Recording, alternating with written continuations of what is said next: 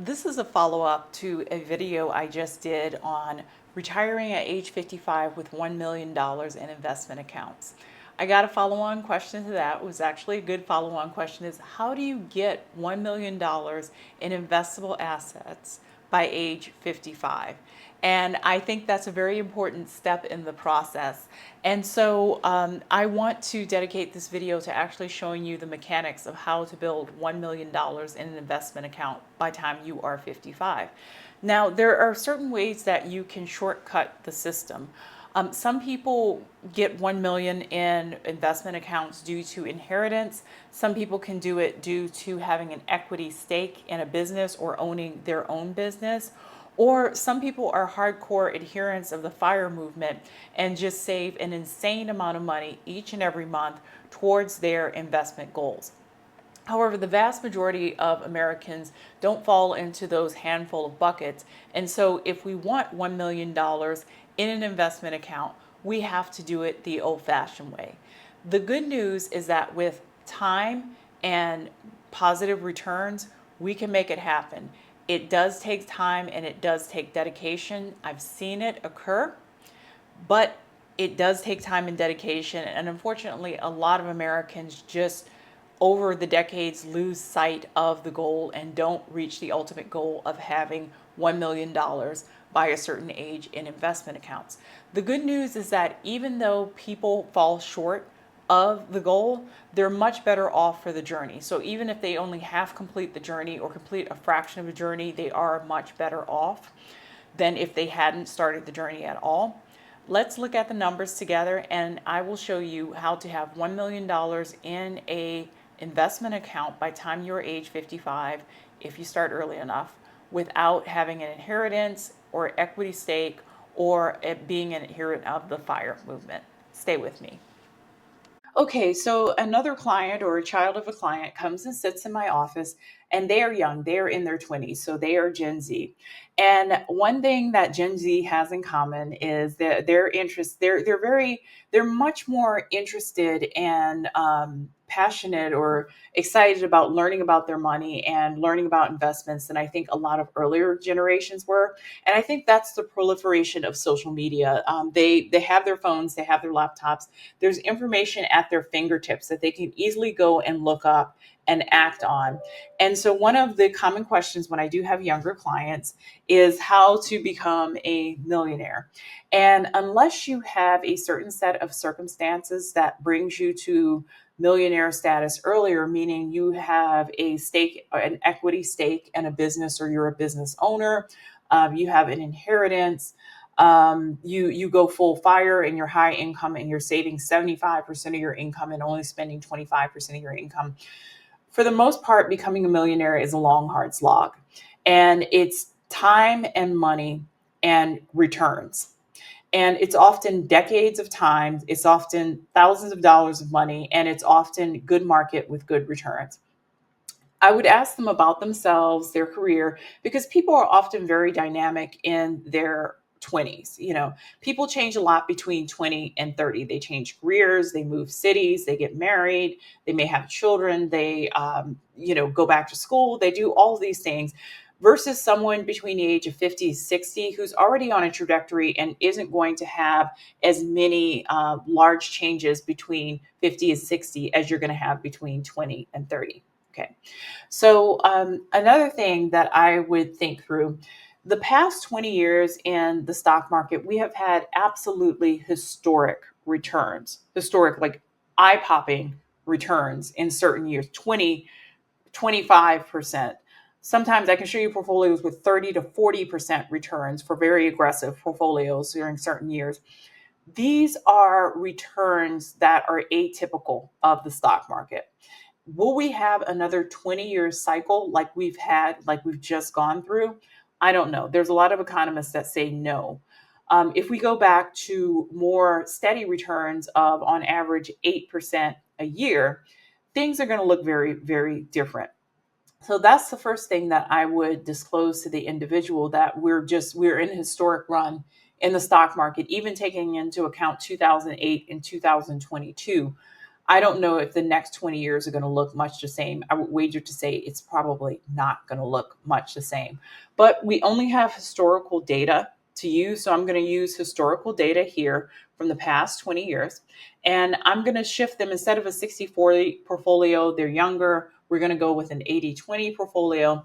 And essentially, one thing I would also tell them is let's say you want to be a millionaire by age 55. That's doable. That's doable. If I see you in your 20s, I can make you a millionaire by age 55 if you listen to what I have to say and if you do what I tell you to do. $1 million today is not going to be have the same purchasing power as $1 million 30 years into the future. We have to forward calculate the inflation on that money to say, if you want $1 million 30 years from now, so 30 years from now, it's 2054. How much money would you really need to have? And I actually did calculate that number. This is eye-watering for my younger viewers and for myself. I'm going to be, God willing, alive in 2054. But in order to have $1 million equivalent in 2024 money at 3% inflation, you would need $2.47 million. $2.47 million. It's an eye-watering amount. I get it. But this is the effect of inflation and relatively moderate inflation at 3% on spending and on retirement accounts. So it's totally doable for this individual who is age 25. We're going to start them at age 25 and they are going to start in the year 2024. How much would they have to basically invest every single year in order to get this to the number of 1 million in investable assets by age 55? So let's have the big reveal. Okay. And the amount, and I knew that this would be the amount, it's about $18,000 each and every year consistently over a 30-year period of time to get you to the 2.4 million.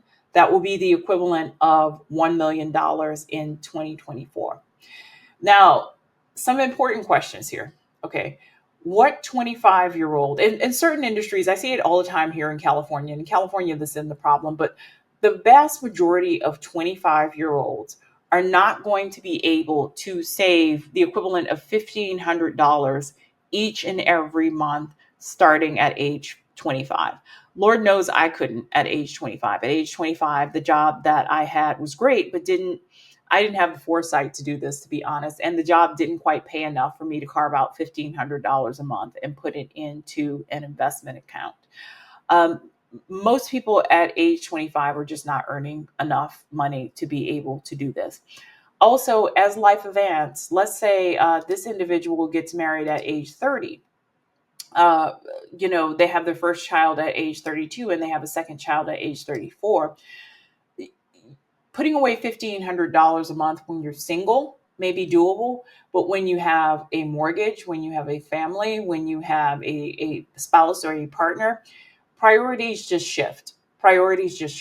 So being able to follow this plan straight through for 30 years straight, and eventually it'll have less impact on your paycheck because hopefully, when you're 25, you're at the start of your career, your income may not be that high, but when you are 45, you're 20 years into your respective field, you're earning a lot more. And it's also, this isn't the $18,000 a year. I'm not adjusting this for inflation. So eventually that $1,500 will feel far less because you're earning more money and you are, it just becomes overall less because of inflation. But the problem is the earlier years, the age between 25 and 35 are the most impactful. It's most important that you get this $18,000 in every year.